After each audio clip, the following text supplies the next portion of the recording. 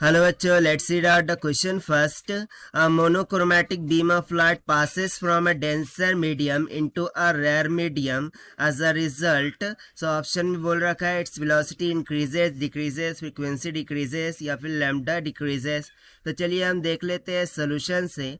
But before of it, let's talk about the key concept which we are going to use here for this question. So basically यहाँ पर किसकी बात हो रही है?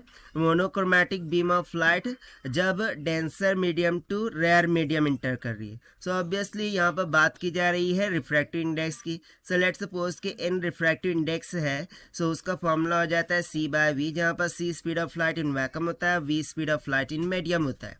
सो इस फॉर्मूले के अकॉर्डिंग सी जो होता है ये कांस्टेंट होता है जिसकी वैल्यू होती है 3 × 10⁸ मीटर पर second. So can I say that कि refractive index is inversely proportional to the velocity of light in the medium. ठीक है, जिस किसी भी मीडियम में जा रही होंगी उसकी वेलोसिटी के इनवर्सली प्रोपोर्शनल में होंगी. राइट. नाउ लेट्स सपोज कि यदि मैं मानूं कि डेंसर मीडियम के लिए रिफ्रैक्टिव इंडेक्स ND है और रेयर मीडियम के लिए रिफ्रैक्टिव इंडेक्स NR है. So obviously we know that refractive index of the denser medium will be greater as compare to the refractive index of the rare medium. ठीक है. सो यहाँ से हम सिंपली बोल सकते हैं कि velocity of light will be inversely proportional to the refractive index.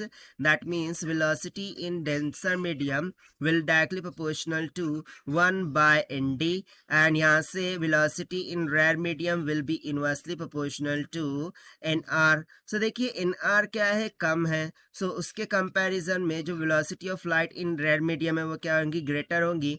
और यहाँ पर ND क्या है, ग्रेटर है. इट मीन्स दैट कि उसके करस्पॉन्डिंग में velocity of light in denser medium क्या होगी, लोवेस्ट होंगी. सो इस पॉइंट ऑफ व्यू से हमें क्या समझ में आ रहा है कि जब light denser to rare medium enter करेंगी, okay, when the light enters from denser medium to rare medium, ठीक है, टू रेयर मीडियम.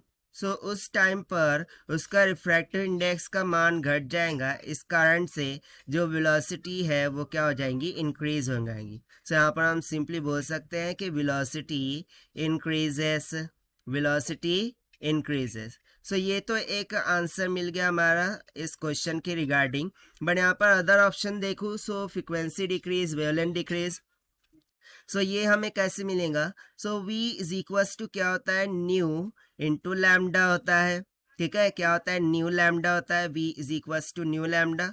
सो यदि यहाँ से v इंक्रीज हो रहा है, सो मैं किसी भी एक क्वांटिटी को क्या करूँ, कांस्टेंट समझूं. सो देखिए जो वेलोसिटी है वो डायरेक्टली प्रोपोर्शनल आ रही है किसके, न्यू के, डायरेक्ट, दैट इज फ्रीक्वेंसी के. And velocity is directly proportional to lambda, यानी कि लैम्डा का भी डायरेक्टली प्रोपोर्शनल आ रहा है. सो यदि वेलोसिटी इंक्रीज कर रहा है, सो फ्रीक्वेंसी बोलो या फिर लैम्डा बोलो, दोनों की दोनों क्या करेंगे, इंक्रीज करेंगे जब मोनोक्रोमैटिक लाइट इंटर कर रही होंगी from denser to rare medium. ठीक है. सो तीनों की तीनों क्वांटिटीज यहाँ पर क्या होंगी, इंक्रीज होंगी.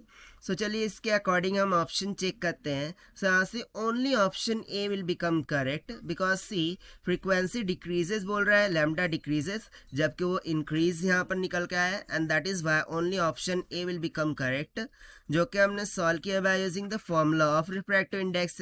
सो this is the required solution. I hope you understood well. Best of luck. Thank you.